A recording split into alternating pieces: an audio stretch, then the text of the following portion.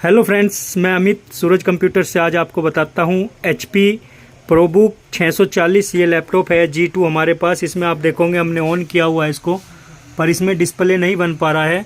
तो उसमें ही वही दिखाते हैं हम आपको कि कैसे इसमें डिस्प्ले बनेगा। तो खोल के क्या होता है, रैम स्लॉट वगैरह की भी प्रॉब्लम होती है। सबसे पहले हम वही करके देखते हैं। तो हम आपको दिखाते हैं इसमें कि कैसे हम इसको करते हैं। और आपको पता ही है, जैसा कि सूरज कंप्यूटर्स पिछले 12 वर्षों से एक नंबर एक नाम बना हुआ है पूरे दिल्ली NCR में लैपटॉप रिपेयर का। तो सूरज कंप्यूटर्स ये लैपटॉप रिपेयर के काम करते हैं, बहुत ही अच्छी सर्विस देते हैं। तो हम इसमें आपको दिखाते हैं क्या करते हैं। सबसे पहले हम इसको ढक्कन को खोलते हैं। इसका जो कवर होता है इसको हम यहाँ से खोलते हैं। यहाँ पे रैम लगी होती है। स्लॉट को हमें पहले तो यही है कि हमारी रैम ख़राब तो नहीं है, रैम चेंज करके देखते हैं। अदरवाइज रैम चेंज करने के बाद भी नहीं होता तो फिर स्लॉट साफ़ करके चेक करते हैं।